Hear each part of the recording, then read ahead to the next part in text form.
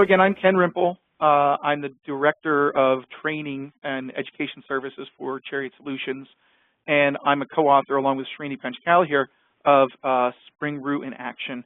And my day job is I'm a Spring value-added training center trainer and mentor. Srini is an editor at InfoQ, and he's also a co-author of Spring Roo in Action. And we also have on the line with us Josh Long. Josh, are you online? Yeah. My name is Josh Long. I'm the Spring Developer Advocate for SpringSource. I am the open source guy surrounding all the open source Spring technologies. If you have questions about any of the projects, including Spring Roo, feel free to reach out to me at josh.long@springsource.com. I'm very happy to help.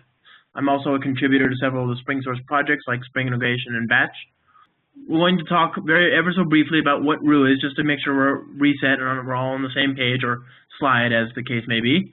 And then we'll hand the baton back to Ken and Srini to actually look at the value of Roo add-ons and how to build them, right? So that includes the mechanics and how to build them, and then a quick look at some of the sort of peripheral things like the Tailor plugin, Tailor add-on. So Spring Roo, briefly, is a rapid application development framework. It's a development time only framework. It has no runtime component. It is a shell that sits there in the background and monitors what you do as you type and as you issue commands in the shell, and it generates code for you. Yeah, it's a shell that sits there in the back. It's a shell that sits there and monitors things that you're doing as you're working, and basically reacts to your commands, basically reacts to your work, and actually generates code for you in your project, so that you don't have to worry about a lot of boilerplate code that's typical of enterprise Java application development these days. It uses, at the end of the day, it generates a project that is stock standard Spring and it's stock standard Java. So at runtime, you have no extra footprint, you have no extra dependencies besides Spring and Java, the things you already know and can work with. It is not that Spring itself needs to be made any simpler. As a runtime and as a framework and as a technology, it doesn't get any simpler, right? But there's some things that Spring can't solve, it can't make simpler, right? So managing your Maven projects, managing the dependencies for your application, managing internationalization, synchronizing your views and relative to your domain objects and so on. These are all things that you have to deal with, and there's no way to sort of hide those tedious chores from typical application development. So Spring Roo takes care of all that stuff for you, and it makes it very easy to get started and then to round trip and iterate quickly. It does a lot of things through the command line shell. Like I said, you can actually declaratively tell Spring Roo to do things for you. So here, for example, is a script, a shell script that actually has different commands that if you issue it against the shell, it will actually generate a project for you. It'll set up JPA in that Spring project, including setting up the data source and setting up Hibernate specific settings. And then you can see on the third line here, we actually have a command to create a JPA class. It's got tilde, which is the home directory. It's like the home package, right? So it means it's going to reference org.foo, and then all the classes underneath that can be referenced as org.foo.model.conference. So it's tilde.model.conference. And you can see that it's got options, right? So the dash option is a good, these are things that you can specify that tailor the behavior of these commands. And from there, Spring Roo has the ability to actually declaratively build objects for you, including entities. So here we have the field string command, which tells Spring Roo to add a field of type string whose name is conference name. It tells Spring Roo to add a field of type date, specifically a java.util date. And then we can continue doing this and evolving the domain model very quickly and declaratively. Because this is just a shell, you can actually put all this stuff in a file and then rerun these commands again later on to get back to the same kind of project setup. So it's a good way to achieve consistency through a project. Spring Roo is all about domain-driven design, right? I mean, here we have set up a project, and then we dive immediately into designing our entities, our JPA entities. And then towards the end here, you can actually see we use the web MVC setup command to tell Spring Roo to go ahead and generate a web tier, and also to generate controllers complete with CRUD pages, create, read, update, delete pages that correspond to the create, read, update, and delete actions for these entities, and all this stuff gets done for you automatically, right? So it's got a lot of power just using these little commands. You know, it's got a lot of power there. You know, by the time you're done, you arrive at a web application like this. I mean, this is actually you can tailor every bit of this application. Of course, you can change the JSP files, you can change the layout and the CSS. But for the work we've just done, you can get a lot of you get a lot of work done. Here's a web page that actually lets you modify the entity that we've just created. It's already got fields to change the. It's already got form fields that let you change the properties in the object. It knows about the relationships between one and the other, so it'll automatically let you do master detail and all that stuff. It lets you modify, save, update, delete, and everything. It's got internationalization. It's got CSS. It's got themes, so you can change the layout of the web application. All this just for some very, very few Spartan commands on the shell there. The beauty of this is that you can make changes to the domain model and then have Spring Roo synchronize the views, going back and forth. You can iterate. You can also change the layout here. You can actually go back to the JSP files, make changes to the layout, and then as you add new fields to the domain, it can still update the layout and preserve your changes. So it round trips very nicely, right? This is a very, very unique feature of Spring Roo. It's not just one-way code generation. It's very smart. It's round tripping. Now, as interesting and as awesome as all that is, it's just the tip of the iceberg, right? Part of Spring Roo's value proposition is that it's got a wealth of add-ons. These add-ons let you do everything. I mean, everything that's provided in the framework itself is provided as add-ons, so that's one thing. But you also have extra add-ons that you can use at your leisure, at your discretion, to solve different things. So, for example, if you want to work with Spring Data and work with MongoDB, you can do that. If you want to use Selenium and do integration tests of your web application, you can do that. If you want to do if you want to reverse engineer your database schema, you can do that. If you want to use JSF or GWT, you can also do that. These are all things that are provided as add-ons that Spring Roo can work with, right? So you can teach Spring Roo new tricks. And this is actually the key of its power, right? It's that it's very extensible. It's very, very pluggable. And it's also the thrust of today's talk. So one thing we think a lot of people should know about is how to develop your own custom Spring Roo add-ons. So with that, I'm going to hand this back to Ken, who's going to guide you on that journey. Ken? Yes, thank you very much, Josh. Okay, so before we get started, let me just show you Roo briefly. So I'm just going to look at a temporary directory here. And so you see a command prompt. I'm just going to fire up the Roo shell very briefly. And as we said, Roo has a shell. The shell is the driver of the changes to your project. In fact, if you hit tab, you see commands. I have no projects here at all at this point. There's nothing in this directory. So if I wanted to, I could create a project from here, and give it a name. Word.foo and a package rather than a name bar, and it creates and builds a project for you. So as we saw with the slide and all those commands, that's what's happening. You're interacting with this shell, you're hitting tab, and you're doing your thing with the shell. And you can see we have a list of various commands here. We've got things like, as we saw on the screen, the entity command and the field commands and the web MVC commands. In fact, as you type them, you get options. Do I want to do JSF or DMVC? The nice part about Roo is you have the ability to add your own commands and your own setup and your own infrastructure that you would like to provide and tailor this, so to speak, to what you want it to do. And that's the thrust of the talk today, is really getting into how to go further with Roo and not just leave it as a stock RAD tool, but really extend it to do what you want it to do. So we're going to look at how to build add-ons.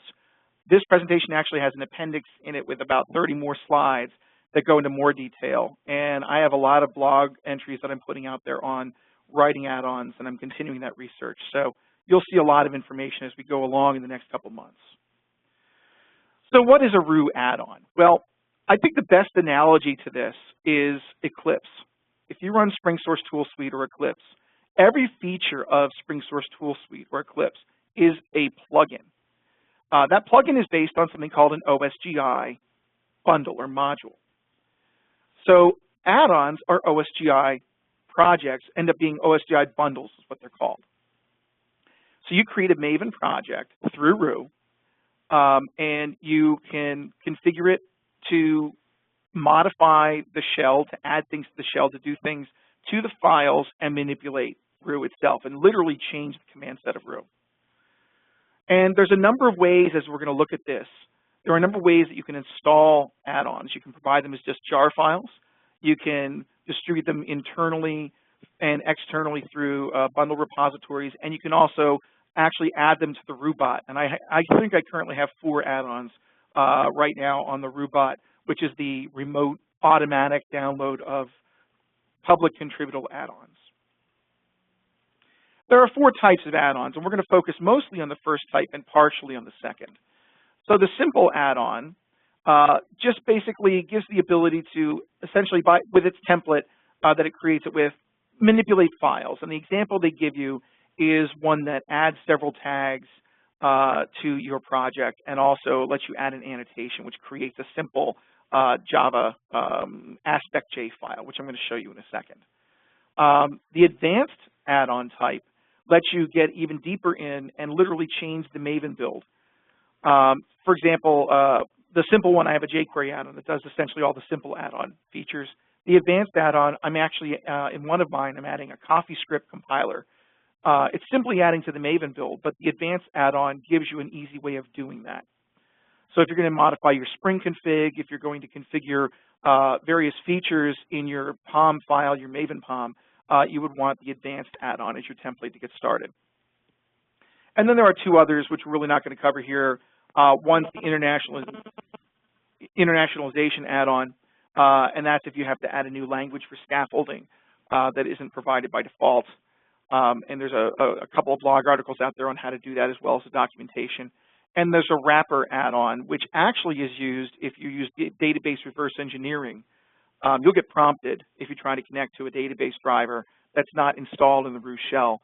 So sometimes you have to actually wrap, say, an Oracle driver and turn it into an OSGi module to get that driver to be visible to the shell. So those are 4 types, the 4 main types of add-on that exist in Roo.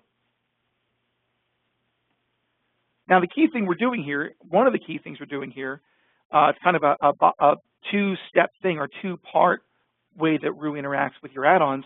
First way is that you inject and add commands to your shell. So, for example, the equals add-on adds an equals command.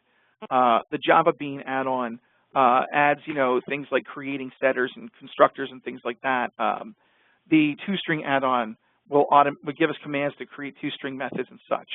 And you can add your own add-ons as well. So the goal would be build a Roo project to create an add-on that you can then install in the Roo shell. The other side of it is that the Roo shell is always watching your project as it's running. And your add-on can register with a metadata service.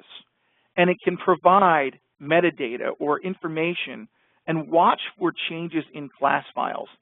For example, if you add an @roo toString, and actually maybe the best way to show this is to demo this in a project. So I have one of the sample projects here, the wedding project from the samples. I just did a command where I said script wedding.roo in the shell, and it created this nice little project.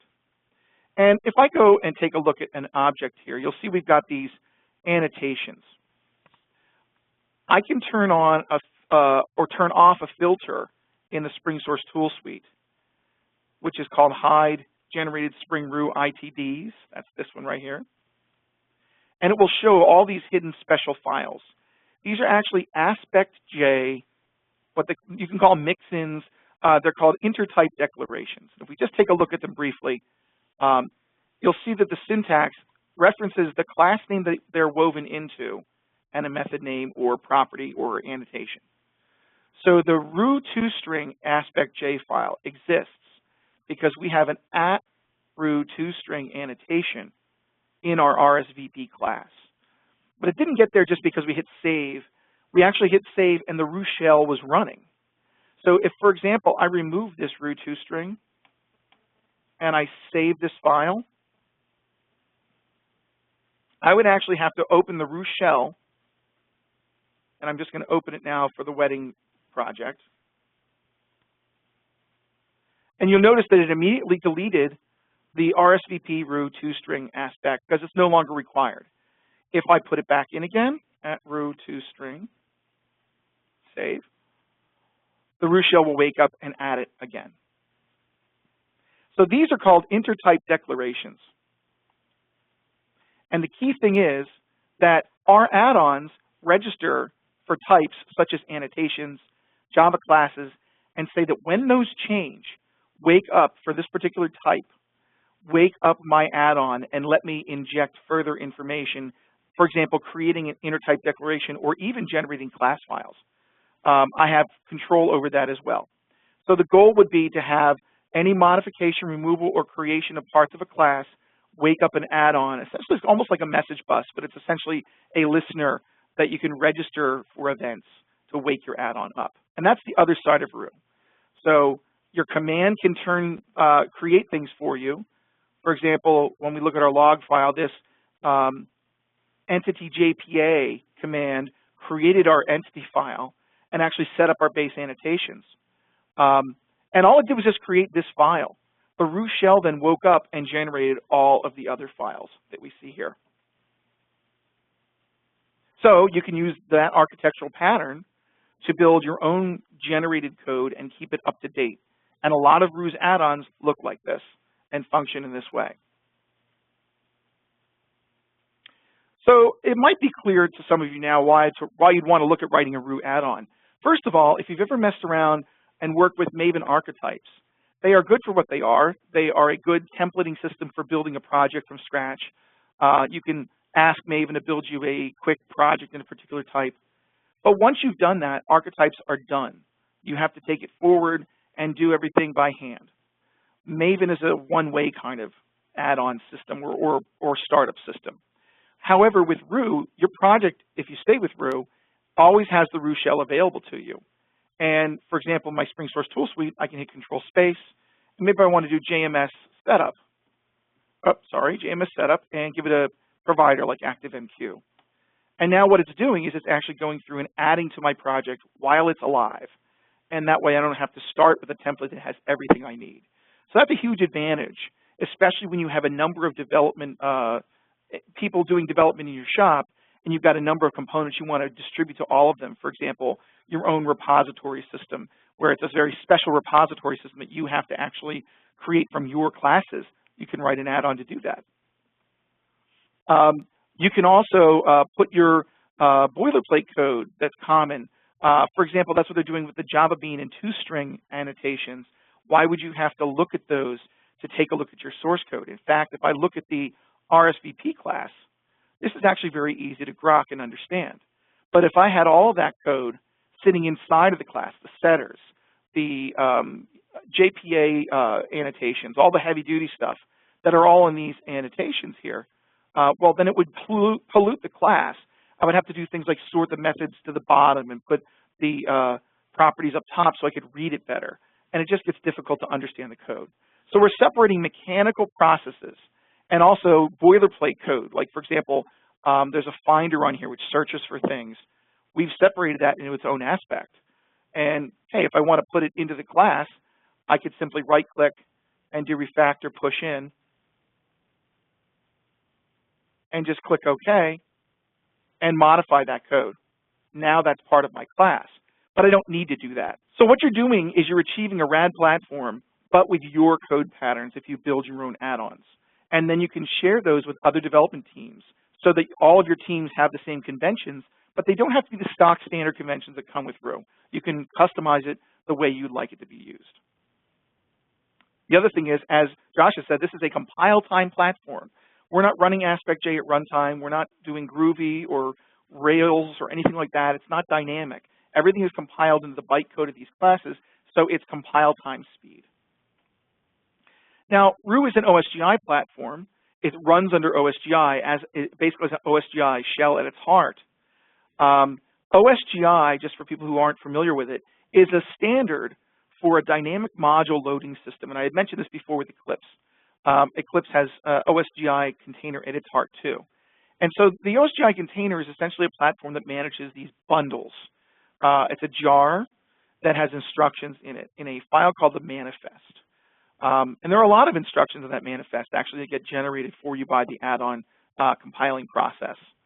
So we are actually running a platform called Apache Felix under the covers. And Felix is the shell, the OSGi shell, so to speak, or the platform for OSGi, the container, that is running this Roo shell. The Roo shell is then exposed and lets you type commands that the container then manages by looking at your bundles. Okay, so this is kind of redundant, I apologize. So this is what an OSGi bundles manifest file would look like. There's a lot of text in here. You see that it's got things like who the thing is built by. This is all metadata that I can modify in my Maven build file. And down below it says import package and bundle symbolic name and things like that. OSGi wants you to explain what you are providing to the outside world, to the shell itself, to the Spring Roo container. And it then wants to know what the name, the bundle symbolic name of your project is, like org, silly weasel, add-ons, jQuery UI. That's important to Roo, and when you start working with add-ons, it's important that you know at least the bundle symbolic name. But the good news is that Roo will take care of this for you. So if you've ever tried to struggle through writing OSGi add-ons in the past and working with like the BND plugin or what have you, Roo already sets this up. So when you create an add-on project, it builds this setup for you. And most of your code in an add-on is configuring, modifying, updating, deleting code. So it's mechanical code. It's not like you're running a platform that does a web application. So you generally don't need to edit this file that much.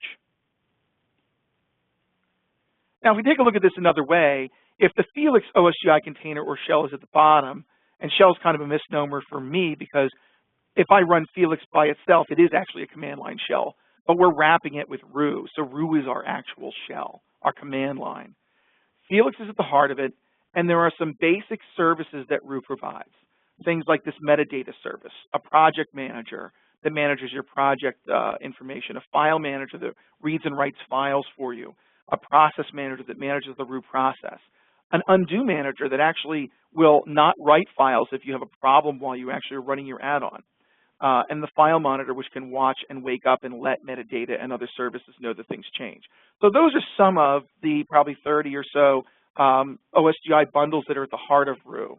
But then we can put other bundles that are kind of the base.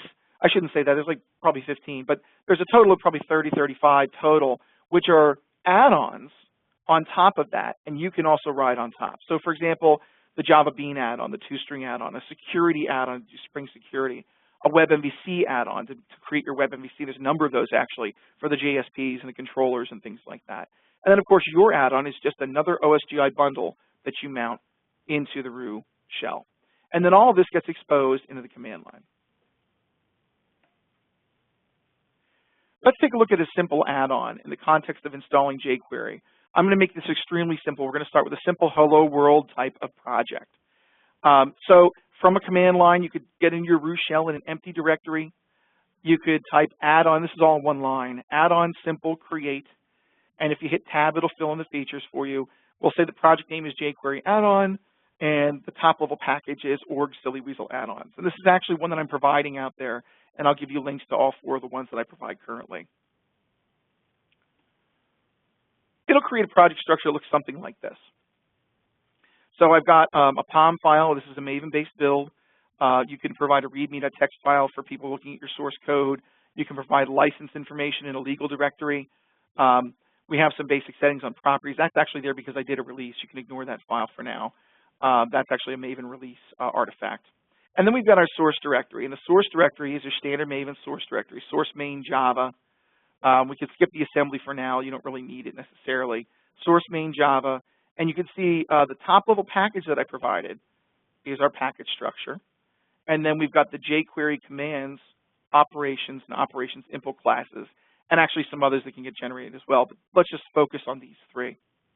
So I'm going to look first at just providing the jQuery commands class, which is the way of injecting a jQuery command to the shell. You can also see there's a resources directory where we can set up Spring config and such, but this is more for templates for when you want to install Spring configs later. But the main thing to take a look at now is this org silly weasel add-ons jQuery commands. So here's our hello world example. We're just going to do a dummy jQuery setup command that basically says jQuery installed or something along those lines as a hello world. So our command method, we could take whatever's in that command's Java class and change it to something like this. Now, before we get any further, I want to point out that that component and that at service are not Spring annotations. Spring people would say, well, those are two of the same thing. There's one stereotype or the other. This is actually from a project called the Apache SCR project. It's Service Component Registry, I believe is the name for that. And the idea is it provides a container feature, kind of like IOC, inversion of control, container injection, similar to the way Spring does, but for OSGi bundles. What I'm doing here is I'm creating a class that implements command marker, which is a Roo class or interface.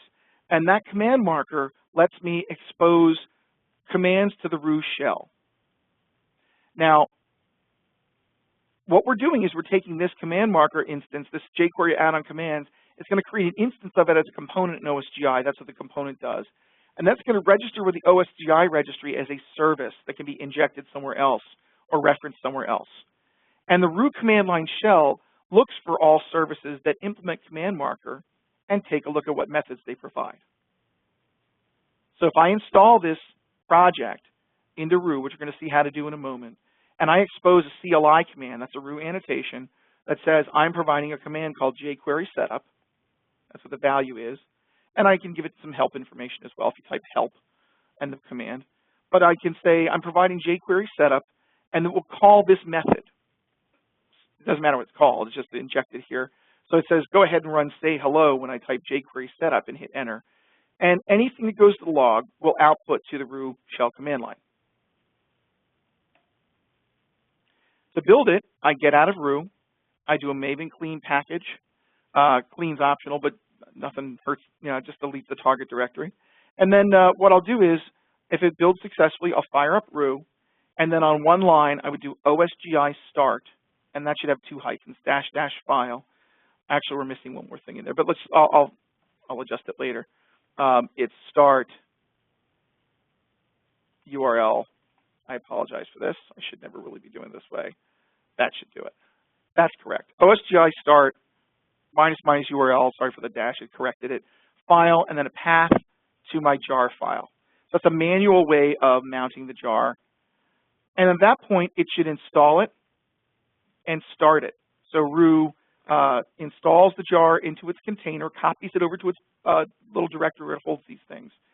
And at that point, it will then start the bundle, which fires it up and announces that bundle to the OSGi container, which Roo is based on.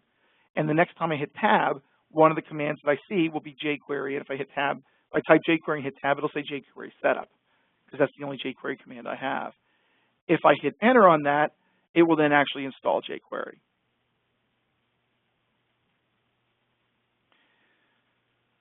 Now, that's just a hello world. All it does really in that example is say, jQuery installed in text. Let's actually install jQuery. Let's actually use the add-on. So what we're going to do for anything more than a trivial case is we're going to create a delegate, essentially, an operations object. That operations object is what the commands object will use to call to actually do the work. So just like Spring, we'll create an interface for this. This is our operations interface that we want to expose. And we're going to create a method called setup. So just build this interface. Then in the source main resources directory, we can stage whatever files we'd like to copy into our project. So for example, we can say in org silly weasel jQuery add-on, let's provide a jQuery file, a minified version of jQuery. The package structure is important because we can use the class loader to find these files and copy them over. That can sometimes help us in our configuration. But if it lives in source main resources, we can then copy the files over to our target project. And here's what we're going to do. We're going to first build the implementation. So very similar to Spring, we're going to basically create a class jQuery UI or jQuery operations impl. It's going to extend abstract operations, which is something that I'm actually extending manually here, because the abstract operations from Roo gives me a nice little file copy utility. And that's just a little helper. I don't even need to do that, but I'm doing that because of a particular file or method I'm calling in my setup. And that's what the advanced add-ons do, is they implement abstract operations or extend abstract operations. So I just took advantage of that. Then I implement my business method or my jQuery operations method. And I'm actually injecting a project operations object so I can manipulate things. And we'll see that used later on for something else. But all I'm now going to do is implement my setup call.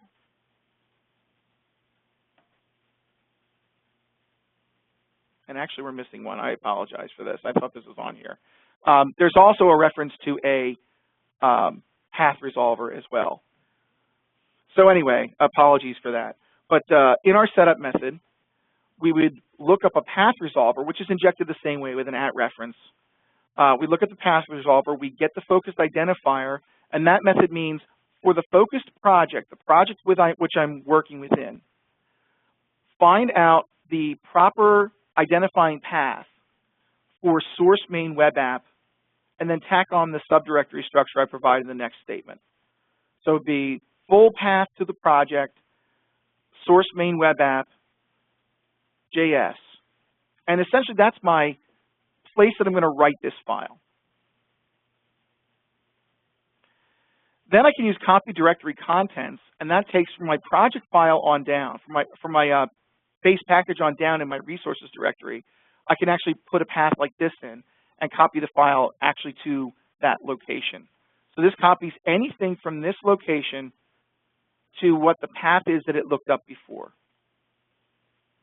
I have a slight typo here in the versions because I took this from the live version, but essentially it'd be 172, and the path will be slightly different.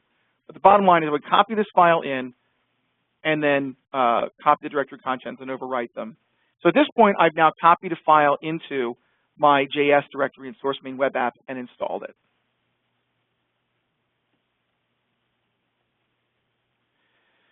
To delegate to my operations service, I go to my add-on commands again, and I can actually inject a reference to my operations object. So now I can say reference to the interface of the operations object, just like we do in Spring. And I can then say add-on operations.setup. So very similar to Spring injection, all we're doing here is we're just injecting that particular setup method, the bean that does that method, into our command marker, and then we're calling the setup command.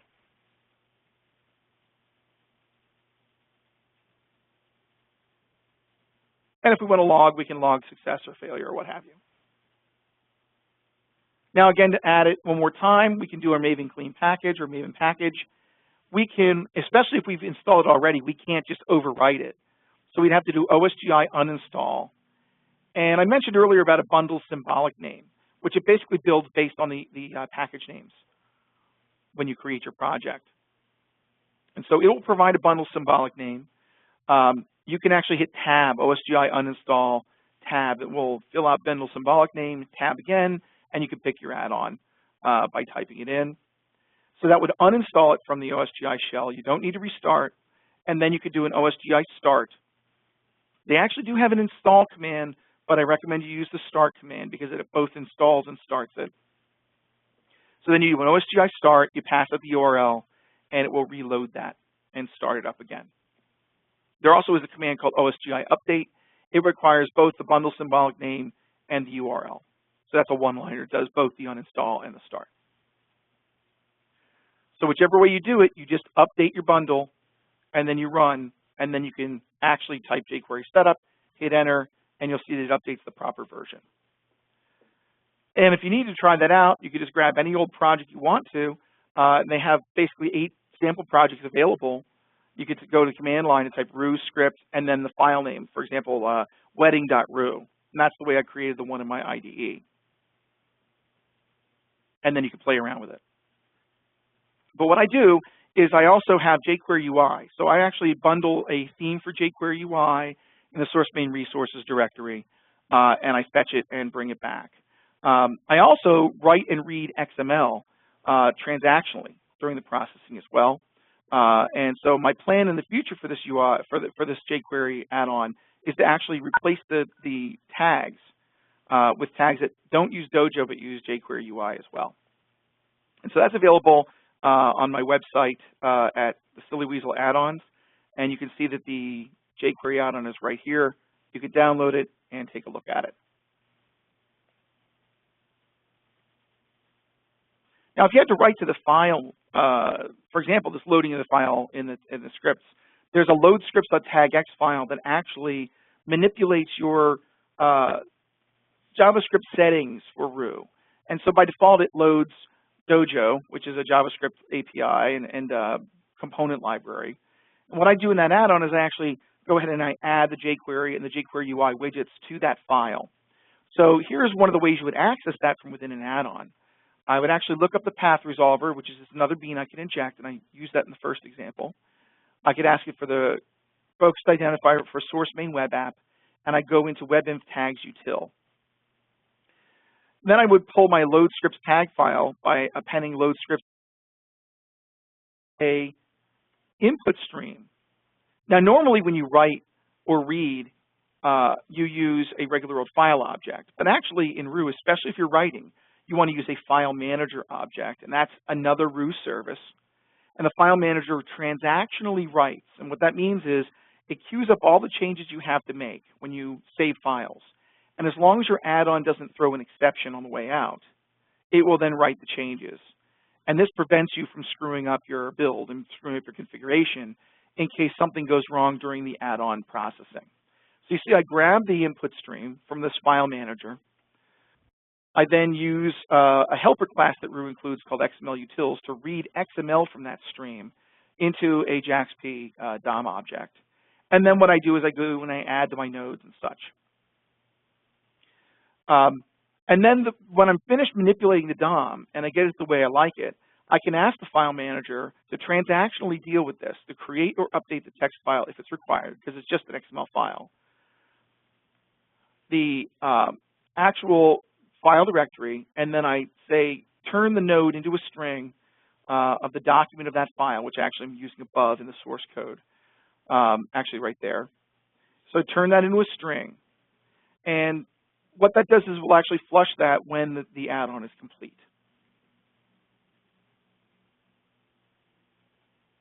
Some other things you can do with the project operations, again, getting the focused Maven project name.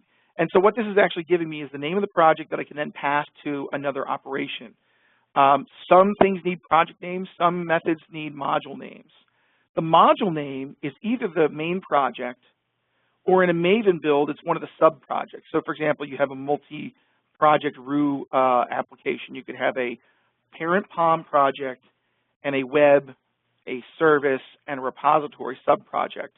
The module name will return either the top-level project or one of the modules. And the add dependency method, for example, needs the current module name to know what POM file to place the dependency in. So you have, for example, add dependency, add plugin, add properties, a number of methods in that project operations object to manipulate the project. And that's just a very, very high-level example of some of the methods that are available to you in Roo managers that you have available to you. Now, one thing you'll definitely want to do in your commands is handle parameters. So I just want to point out, as you're starting to learn this, you'll look at the source code, you'll see lots of things like options. The CLI option here lets you add an option that is exposed with a -- as you tab in. So let's say we're exposing a target file name option, -- target file name.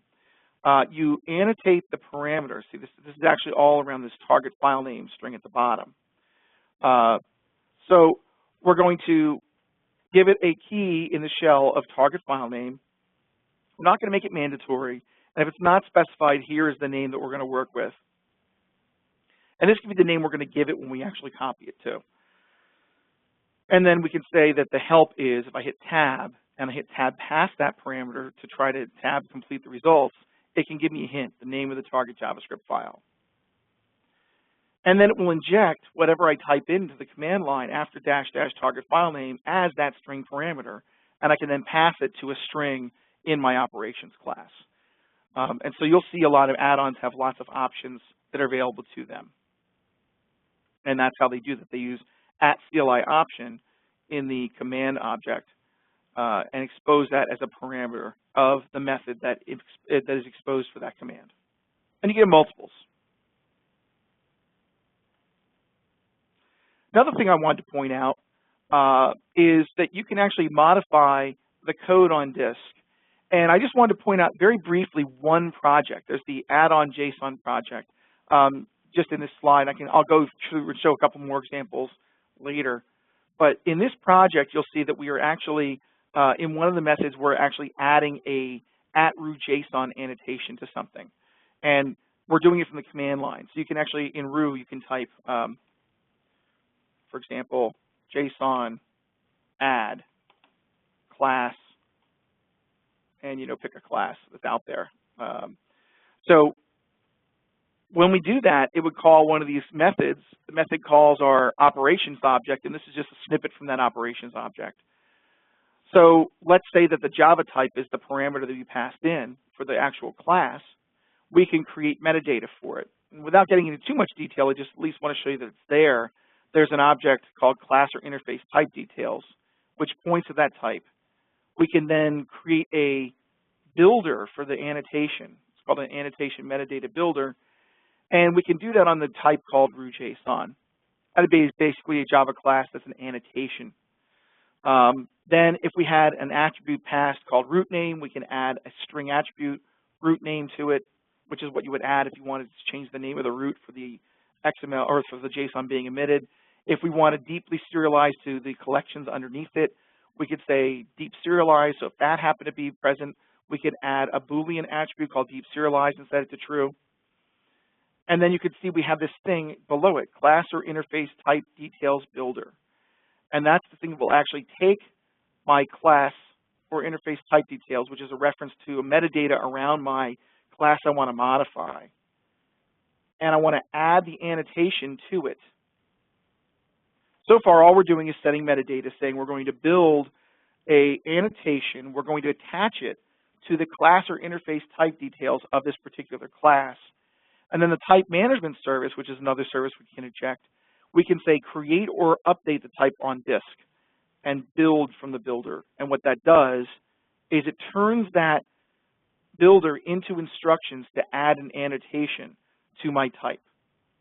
So I just took the salient bits of this and put them together in a snippet to show you that you can generate inner type declarations, those AspectJ files. You can generate, in this case, I think actually what we're doing is we're adding an annotation to a class. And then the event manager would wake up, and then it would generate the ITD based on this annotation being set.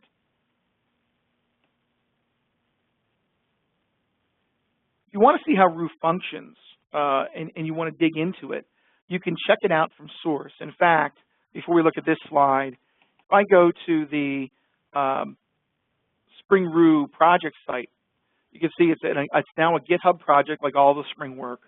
I can download the entire project, and then I can open up Eclipse, and I can actually have a workspace for this here.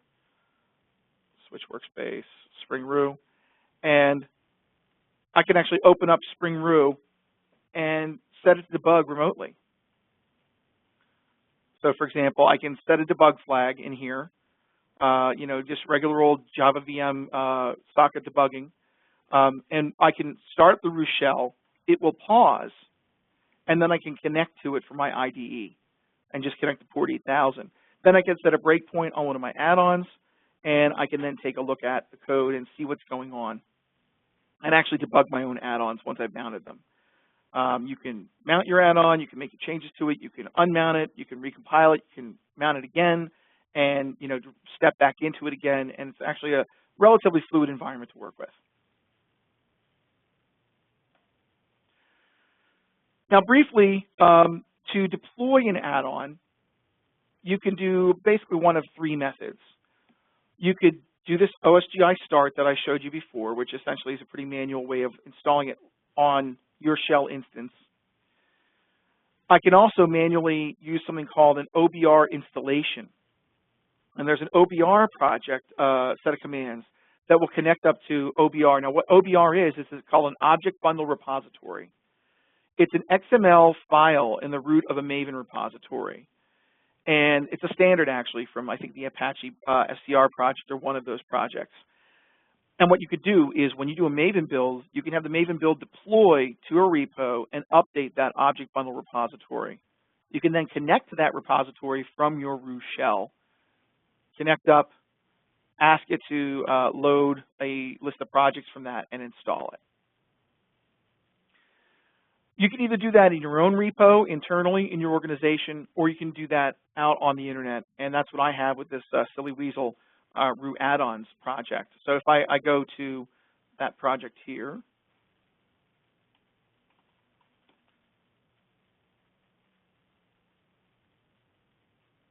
this URL, repository sillyweaselforgecloudbees.com, I'm running an open source project from there. If I look at the repository XML file here, this is an OBR file, and Maven manages it for me. When I deploy an add-on, it updates this file. It sets another release of something, and it provides it for me that I can then look at in my Roo shell. So, for example, if I wanted to go to my Roo shell, and I want to provide an add-on, OSGi OBR URL add. Oh, no, that's not good. Always when I show demos, this is bad. Oh, yes, there's a reason for that. The one bug we have currently in the Roo add-on, and actually it's really more of a non-implemented feature, is that you cannot expose secure repos yet. They're looking at that for the next release of Roo. There's a Jira for that.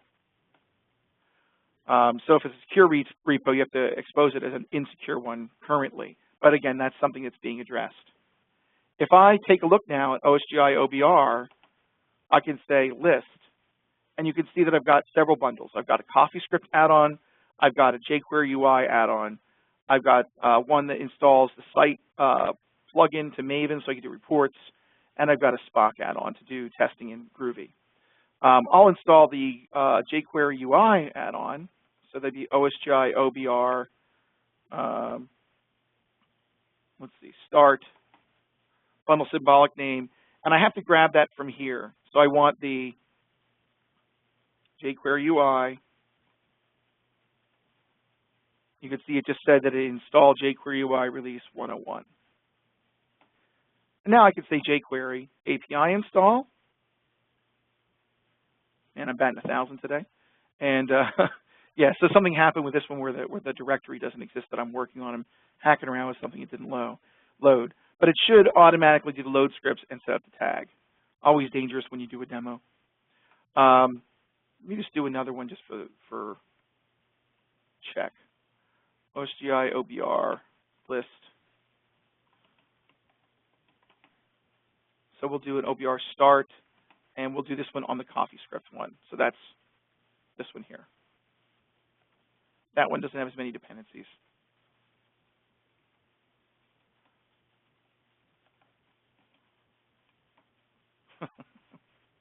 Oh, how the mighty fall. Okay, never mind. Apologies. Having technical difficulties here. It should have loaded it, should have activated, and as in all live demos, something will go wrong. So it should be in the OBR repository. You saw it load, and it should be providing things for you. All right.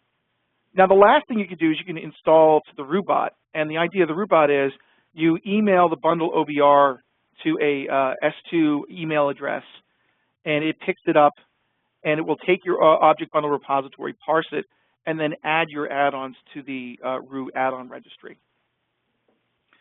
And in doing so, it will then add you to the ability for any kind of add-on command. So I can say add-on list, and this list here is a list of all the add-ons that are publicly available for you. So if I wanted to install something, I do add-on install something. and I can give feedback or list them. In future revs of Spring Roo, I think this is going to be enhanced or changed to be a little more fully featured. Right now, it's a good basic registry, and you can install items to it.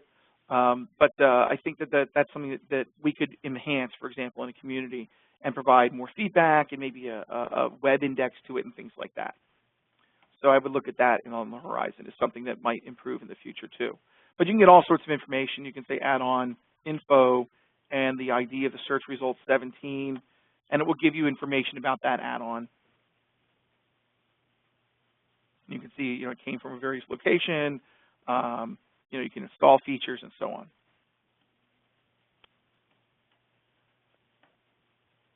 The last thing I want to mention is something called the Tailor add-on.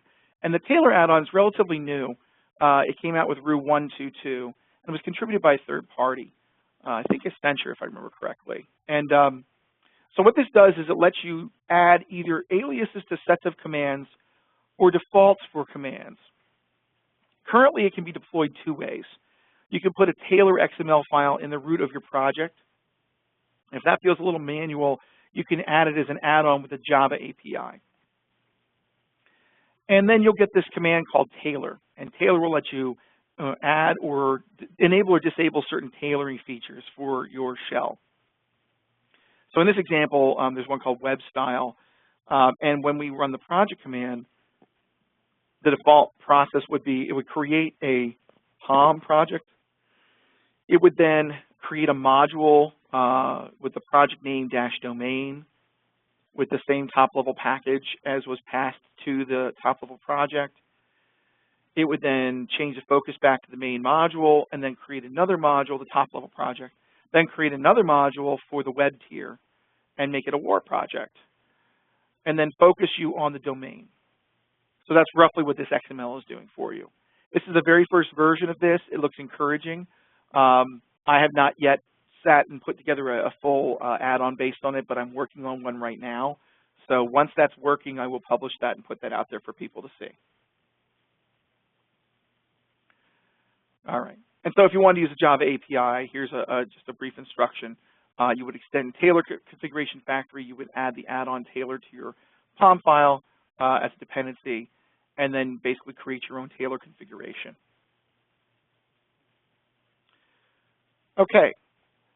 So what we saw in this presentation briefly was how to create a simple add-on, how to install it, how to then make it actually copy files into a project, how to have it expose commands for you, add parameters to those commands, how we could add add-ons using the OSGi start command and remove them with OSGi uninstall, how to manipulate Maven builds by adding dependencies and such, how to write files back and forth by using some of the commands from the file manager, for example, and using file manager objects as opposed to using just plain old files. Then we talked a bit about how to deploy Roo add-ons to OSGi bundles in your own shell, or how to connect to them using this object bundle repository system. We also touched on how to debug and how to use the Tailor add-on. So I guess at this time, I'm just going to put a little info slide up here, but we're open for your questions. So let's see what we have here. Just go to my... Actually, we have a couple of questions on the QA, the section side of the webinar. Yeah, I have 4 here. So one of the questions, I've been answering some questions, but there are a couple of them I would like to bring them up. Sure. So the first one is, the question is, can we integrate a Roo with Eclipse to add the technologies one by one? How can we get a Roo into the IDE like Eclipse? Yes, and so we actually have this built into SpringSource tool suite. There is as part of the STS tools, there is a Roo integration. So if you look at the preferences under Spring, you'll see Roo support. Okay. And when you install Roo support, and I don't know if that's what you're asking in that question, but basically you mount Roo, and then when you're running a project, let me just switch my workspace. when you're running a project, you can actually open the Roo shell on your current project. Yeah, that was a question And then, by Bimal. Yeah. Go ahead. okay. Okay. Thanks, Ken. The other question, I guess, is from another attendee. Is it possible now to plug Roo into my current existing Spring project? He has a Spring and Maven-based application, and he was wondering if it is possible to start using Roo on an existing project. So I've heard that it is. I have not done this myself. But the main thing you have to make sure you do is take a look at the POM file for an empty Roo project. Just create a Roo project standalone. Make sure you have the basic dependencies that it needs, the plugins that it needs, and you can copy and paste those in. And then when you run the Roo shell, provided everything is set up roughly the same way in terms of logistics, you've got the same class path items for, for example, the Roo annotations and such, it should attach itself to the project. I would definitely back it up first. And if you get stuck, I would definitely hit up the Roo forums. Because I know earlier on when they were looking at that, there were some issues with it. I have not had any real personal experience in trying to get an existing larger project turned into a Roo project, though. Yeah, same with me. The other question is on the DBRE, the database reverse engineering. So the question is, how is the reverse engineering from database models working out now? It was not stable last year. I haven't used it lately, but yeah, unfortunately, I have to plead my own ignorance in how well it's working currently. I've seen people talking about it and using it. I don't have much information for you. If you were looking at the Roo 1.1 versus 1.2 versions, I think they've made some enhancements, but I'm not sure how deep they were. I know that one of the challenges you're going to run into is that once you do the DBRE, it's going to take the field names that you're working with, whatever those field names are, it's going to map into its method names. So they're not going to look like Java method names necessarily, especially if there's underscores and things like that. So that could be a challenge. You may end up wanting to push in refactor, meaning that basically take the code and push it into your Java class, refactor the names of those methods, but use the @column annotation, which Roo should use for you if you've reverse engineered, to make sure that you map to the proper name. So for example, you'd see something like this. If you've got special requests, it might be that in your database you have something like, some strange naming convention that they have. And so the column annotation generally maps that, and you might have name equals, X special requests. So if you push in the DBRE aspect, and I'm using a single quote, what language am I in? Something like this, well, then you would probably want to change that to special requests, and then you could refactor that. The nice thing is that with the Java Bean annotation, Roo Java Bean, it will automatically refactor if you leave that in Roo.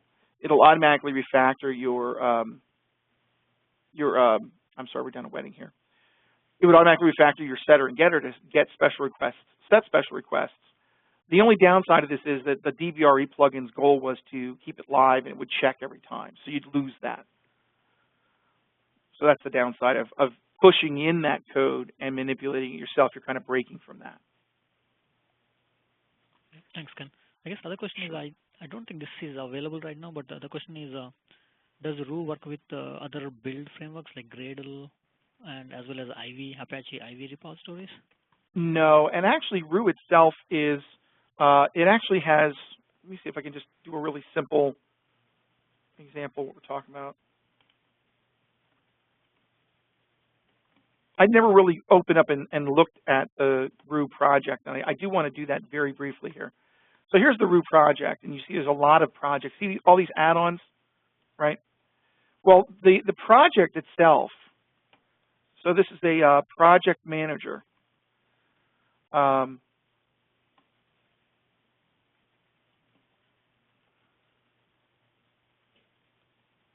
There's like a Maven. Yes, Maven operations, I'm sorry. So it's project operations, Maven operations, project operations. This is one of the beans. And actually, let me get the info, project operations info. Oops.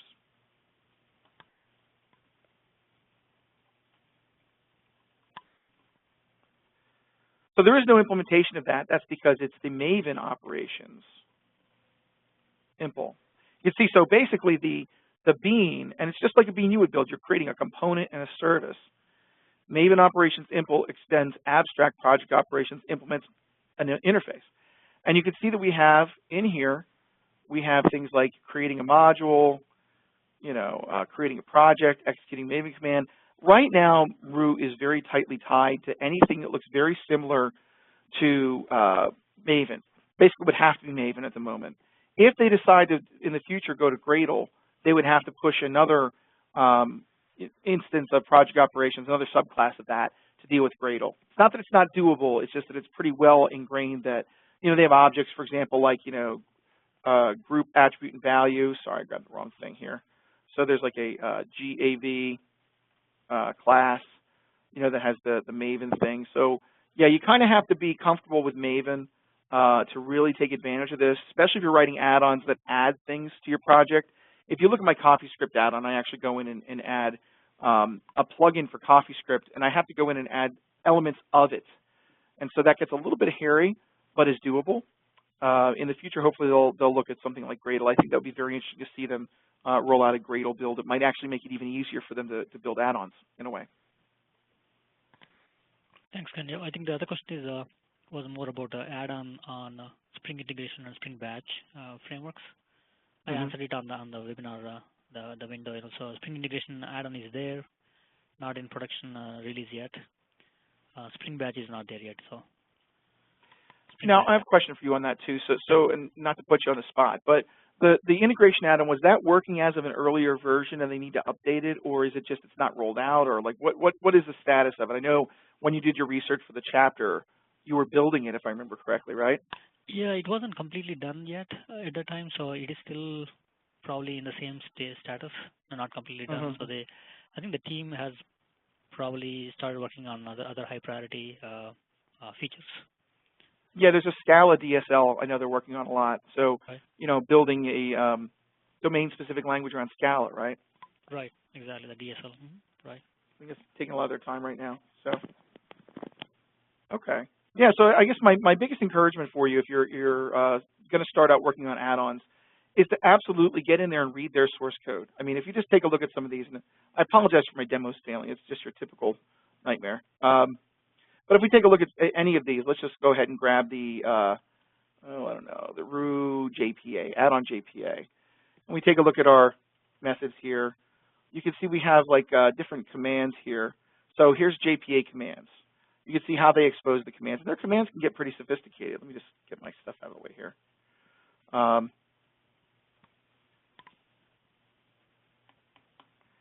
It's a rather big class. Does a lot. But you can see, so we got creating an embeddable, getting a list of properties for your database. All these things that you do from the shell, you can look up the way they do it and pattern your commands off of that. They have these little annotation builder methods that are internal, but here's JPA setup. So when you type JPA setup, this is the actual command object that it's using. It has some validation that's going on in here, and then it has a JPA operations object. Here's the implementation of that, and you could say, setup. Whoops, sorry, setup. Oh, here it is, configure JPA. And so this is actually getting in there and doing a lot of modifications to the database config, and you can follow the code. You can even debug it and learn what they're doing. So Roo is nothing more than a series of, not nothing more, but basically a series of basic managers and helpers and that basic metadata process. And almost every feature of Roo is embedded within an add-on. So spend time, take a look at their add-ons. And the other thing I want to tell you is just because you create an add-on as a simple add-on, those are just templates, simple and advanced add-on. They're templates that give you some starters, kind of like Maven templates. You can do whatever you want from there. You can use the same patterns that the advanced add-on uses just by injecting the right managers or the right, they call them managers or they call them operations classes, just using at reference. See these at references here? So you just inject the things you want from the base add-ons or from the core things such as the, modifying types. There's the type management service. If you're modifying property files, there's a property file operations class here. Project operations to manipulate your projects in Maven. File manager to write files. it's all there, and all their add-ons have to use it. So they eat their own dog food, which means you can definitely figure out how to write your own add-on. Okay, thanks, Ken. And there are some other questions which are mainly probably good ones to post on the SpringSource, the Spring Roo forums, because they are very specific to not being able to get the test files running and stuff like that. Oh, sure, sure. And I will update before we're done today. I apologize for the couple typos. I'll update those so when you download the presentation, they were just minor, but so that they look correct for you. I don't want to mislead anybody. And so going back just one more second, and I will stop. If you need to get a hold of us, you know, at Rimple is me. Srini, do you use Twitter much? At Srini P? Not a whole lot, Ken, yeah, but that's the right Twitter handle. So. Yeah. You might now. And we also, we tweet is at Roo in Action, and the Spring Project tweets is at Spring Roo. If you do anything cool with Roo, definitely add the @Spring Roo to your Twitter, and it actually will show up in the command line as a starting thing. We will have the location, and again, they will be available to you as well for the updated presentation. Definitely read the source code on GitHub. Take a look at what I'm doing in my add-ons Forge. You know, see if you can get a provider to host your open source stuff. That's what I did. I blog a lot about Roo, doing tests, doing various pieces, and certainly Roo in Action has 2 chapters on add-ons, and we're updating that right now for the Roo 1.2.2 release. So in the next week or two, the next update to the PDF will have more meat in there on proper syntax for Roo 1.2.2. The Roo forum is very active. They've got a lot of question and answers going on there. I'm hanging out there now a little bit more. And also in the author forum for our book, we have enough, a bunch of those things. And again, if you're interested in it all, in any training, we certainly, Chariot, my company that I work with, does training in Spring. We have a number of things there as well, and apparently an updated Flash player. So we're a value-added training center for VMware. And that's it. Yes, so thanks to everyone for attending, and we appreciate it very much.